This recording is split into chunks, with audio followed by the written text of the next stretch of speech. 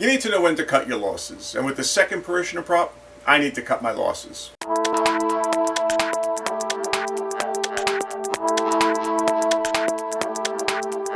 I absolutely hate the prop. And even though it's going to be all covered up, I'm not going to see it at the end when it's in a costume. You know, it's all dressed up. I can't get my head beyond the fact that I just hate how it turned out. So I'm going to paint up the prop, and then I'm just going to put it to the side. I'm actually not going to paint up the whole thing. I'm going to put a coat on it just to get it to a certain point, and then just put it away. If I got time later on, I'll end up coming back to it. More than likely, it's going to end up in a dark corner of the haunt somewhere, and I'm not going to worry about it anymore. I'm not going to, rack my brain over this thing and torture myself.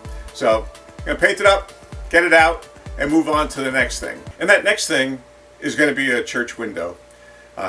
In the church scene, I want to have a Gothic arch window, and there's no better example than what Jason Becker did on his Gothic arch windows. Those things are awesome. Mine's going to be nowhere near like that good, and certainly not going to be that deep like his, but I'm going to do that same kind of treatment to it. This guy's whiter than the Oscars right now. What I'm going to do is paint it a battleship gray. No idea why the hell I'm doing this, but that's what I'm doing.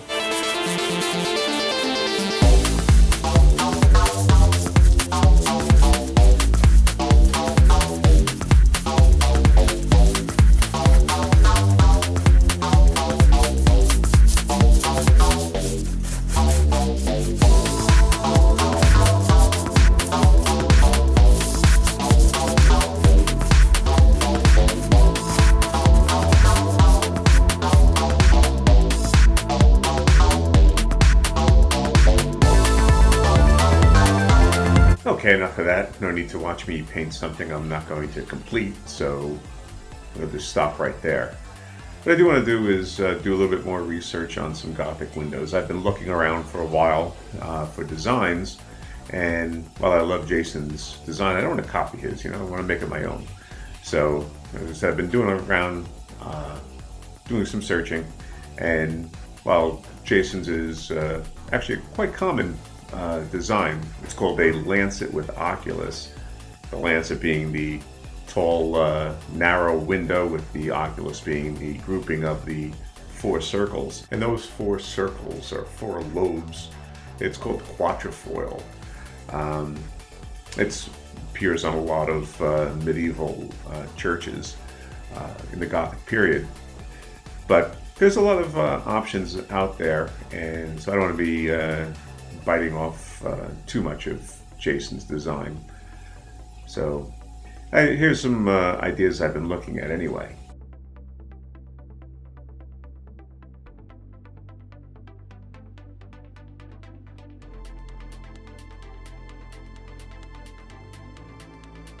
I have to tell you, the beauty of what Jason did with his design though is that he created something relatively simple to replicate, but gives the appearance of a lot of detail, and that's actually not easy to pull off. I mean, he has enough detail there to trick the eye into seeing it as ornate, when in fact if you look at it, it's a pretty simple design. So I mean, it's very cool what he did, and you got to give him a lot of props for being able to blend those two concepts together. Okay, enough with the man love for Becker. Did a great job, but let's continue on. So we got the one prop, it's gone. As I prepare for Snowpocalypse, possibly on Saturday, looks like our Dead with Dave viewing party is going to be postponed till the following week, just because a few people are afraid of a few flurries. So I'll have some time this weekend to really work on this window and start gathering up the materials for it, probably start doing some preliminary work on it. So if you like what you see, give the video a thumbs up, subscribe to the channel.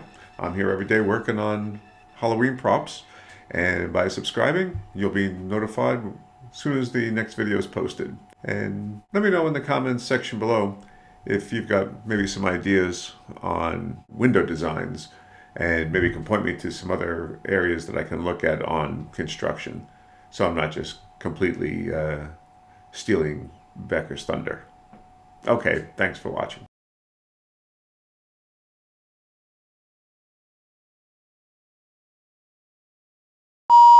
So I'm going to paint up the one end of it. I'm going to paint, and just because I hate the whiteness of it. And there's no better example that I've seen than what Jason Becker did. Grave of the Groves? Grave of the Groves. He has like enough detail there to make the eye see what he wants